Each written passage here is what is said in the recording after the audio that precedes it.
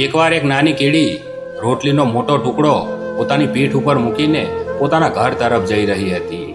ત્યારે ઉપરથી એક પતંગિયો એ કીડીને જોવે છે અને એની પાસે જાય છે અને એ કીડીને કહે છે કે હું રોજ તને જોઉં છું, તું બહુ જ મહેનત કરે છે. તું ક્યારેક અનાજ ભેગું કરે છે, ક્યારેક ઘર બનાવે છે, તો ક્યારેક રોટલીના મોટા ટુકડા ઉઠાવીને પોતાના ઘરે લઈ જાય છે. તારી જિંદગી આવી જ રીતે નીકળી જશે. મેં તને ક્યારેય એન્જોય કરતા નથી જોઈ.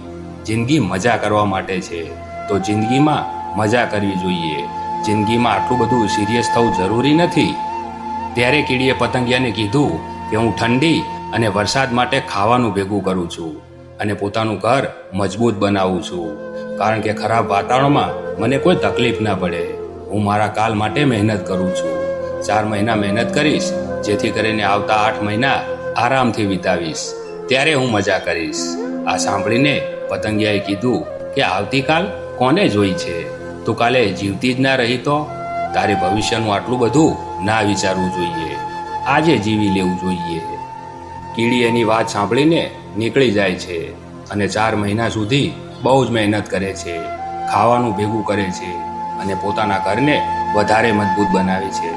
જ્યારે 4 મહિના વીતી જાય છે અને વરસાદ ચાલુ થાય છે, ત્યારે કીડી મોજથી પોતાના ઘરમાં પોતાનું ભેગું કરેલું ખાવાનું ખાઈને મજા કરે છે.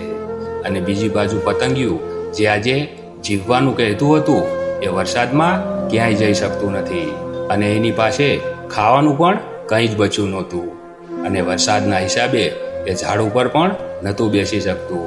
ત્યારે કીડીના ઘરે જાય છે અને જોવે છે કીડીના ઘરે તો બહુ બધું ખાવાનું છે અને એનું ઘર પણ સુંદર અને મજબૂત બનાવેલું છે.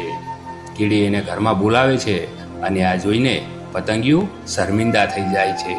તો દોસ્તો, આ કહાનીથી આપણને એ શીખ મળે છે કે મોજ કરવી જરૂરી છે, પણ આપણે આ જ કામ કરવું જોઈએ. આપણા ભવિષ્યને સારું બનાવવા માટે 20 થી 25 વર્ષની જે ઉંમર હોય છે ને, એ આપણું ભવિષ્ય નક્કી કરે છે. જે તમે તમારી બાકીની જિંદગી કેવી રીતે જીવશો એના ઉપર નક્કી થાય છે.